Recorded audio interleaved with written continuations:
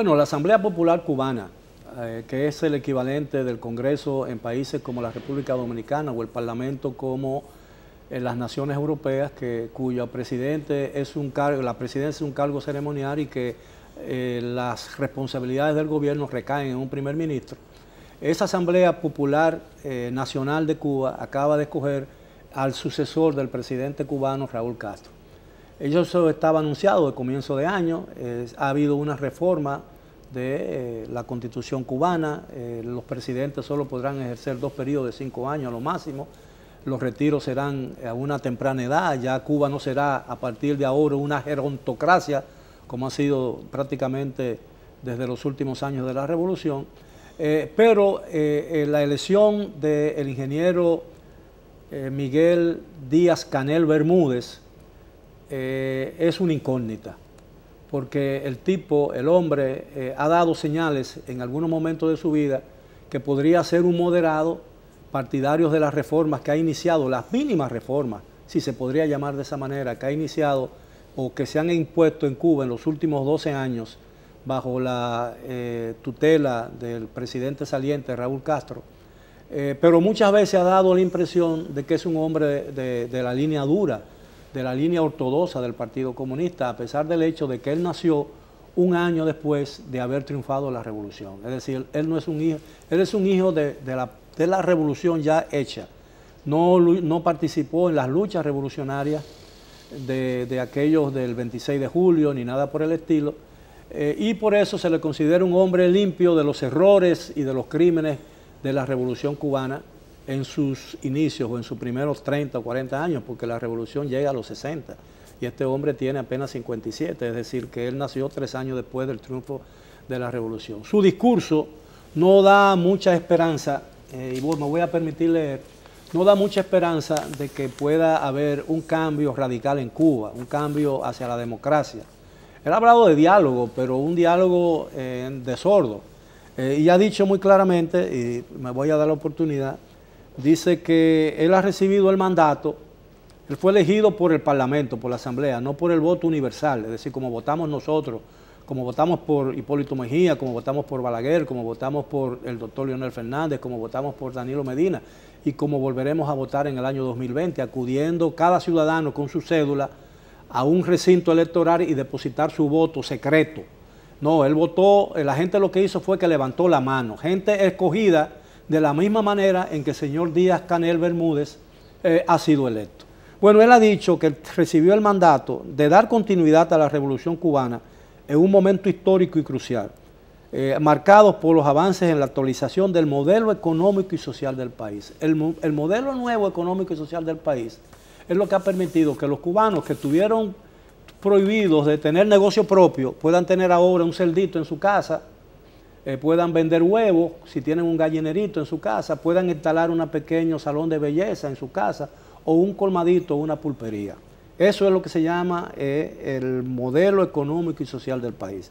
Ha dicho también que seremos fieles al legado de Fidel Castro, líder histórico de la revolución, y también al ejemplo y valor y enseñanza de Raúl Castro. Todo el mundo sabe que el señor Díaz-Canel es un discípulo y es el preferido, el Benjamín del señor Raúl Castro, y que evidentemente el señor Raúl Castro va a seguir con el timón en sus manos, porque si bien renunció y abandonó la presidencia voluntariamente de la República de Cuba, sigue siendo el primer secretario del Partido Comunista, y todo el mundo sabe que la experiencia enseña que en todos los regímenes de esa ideología el poder real descansa no en la Asamblea Popular, ni en el Consejo de Ministros, ni nada por el estilo, sino en el Partido Comunista, y que para llegar a ese poder primero hay que ser líder del Partido Comunista, así lo entendemos. Recuérdense que en la Unión Soviética el primer presidente real fue Brezhnev, que era primer secretario del partido, y se convirtió en presidente de la Unión Soviética solo con el propósito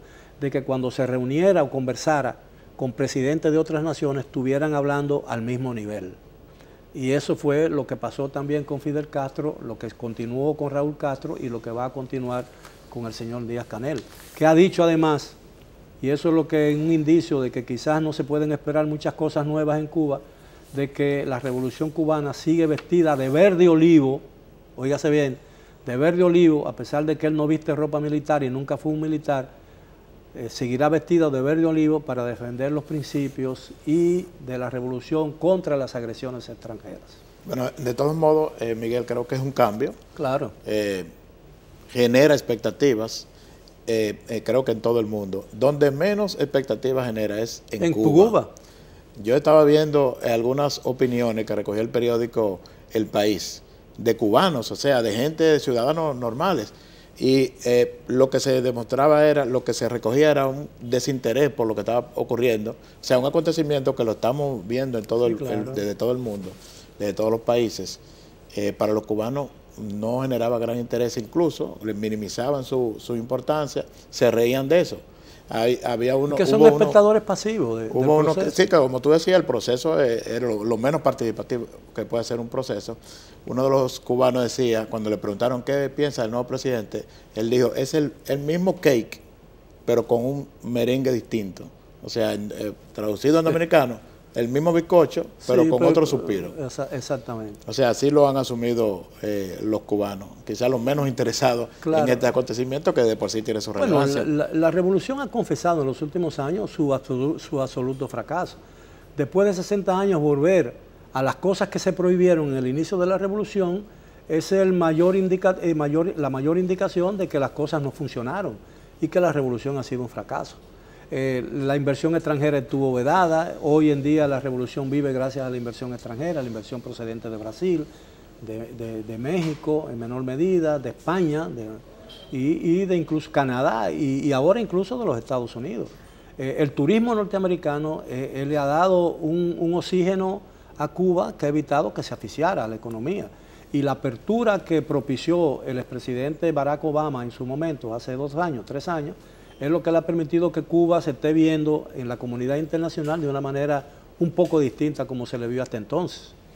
Esa es una realidad. Bueno, dentro de todas las limitaciones que tiene, quizás pueda lograr por lo menos ser la figura de transición. Son solo 5 años, con un periodo, ¿verdad? Con un periodo adicional, sí, puede convertirse en una especie de figura de transición. Pero en Cuba yo tengo el pálpito de que en Cuba va a pasar lo que ha pasado siempre en todos los países, donde muy cerrado, donde se abre una ventana.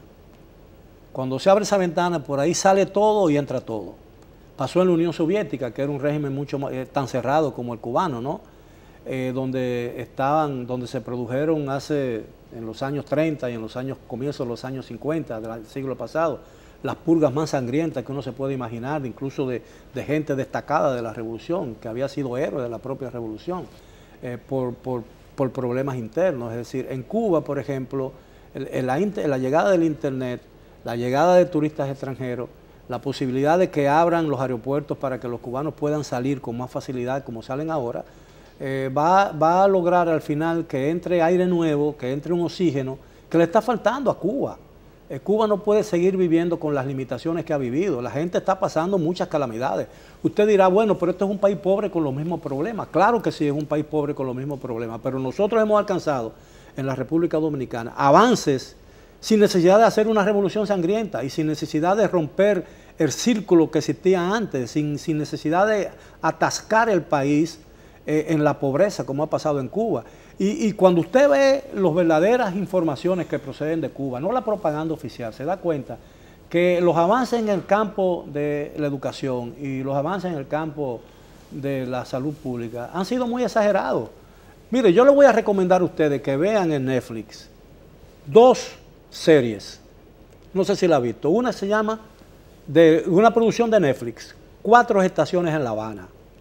Es una serie de la policía cubana, no la policía política, sino la policía normal, la que combate el crimen en las calles, la que combate la delincuencia, para que vean la verdadera realidad cubana. Y además le voy a recomendar un reportaje de un camarógrafo norteamericano que visitó Cuba por primera vez al inicio de la revolución y que se hizo muy amigo de Fidel Castro. Y ese hombre viajó cada cierto tiempo, cada 10 años a Cuba, y visitaba a la misma gente que visitaba en el viaje anterior para ver cómo avanzaba y cómo progresaba la revolución cubana. Óigame, amigo, hay que ver eso. Búsquenlo, se llama Cameron, que yo no sé, y tiene las fotos de Fidel Castro, un camarógrafo cubano muy amigo de Fidel Castro, que incluso lloró en el sepelio de Fidel Castro, que lo cubrió. De manera pues que las cosas en Cuba tendrán que cambiar, sea con Díaz-Canel Bermúdez o con cualquier otra operación efectiva de los cubanos que en un día se cansen de lo que allí ha estado ocurriendo en los últimos 60 años. Que por suerte tienen ahora acceso a algunas cosas. Sí, algunas cosas que han ido avanzando y se enteran también de cosas que están pasando que antes no se podían enterar. O sea, hay unos instrumentos modernos que lo mantienen actualizados.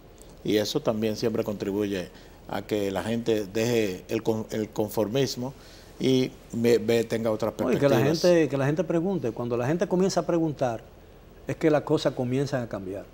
Bueno, ha sido todo por hoy en nuestro segmento de comentarios. Muchas gracias, Héctor. Vamos a hacer una pausa. Luego de ella vendremos con una interesante conversación con el doctor Luis González, quien es un alto funcionario de la Cancillería Dominicana, pero viene aquí en su condición de analista internacional. Vamos a hablar principalmente de la relación entre Estados Unidos y China, y la posibilidad de que las imposiciones o las restricciones que ambos gobiernos se han impuesto en el comercio internacional entre ambas naciones pueda conducir a los albores de una nueva guerra comercial con todas las consecuencias políticas que ello podría traer a la comunidad y a la paz mundial. Regresamos después de esta pausa. Siga con nosotros en Edición Nocturna.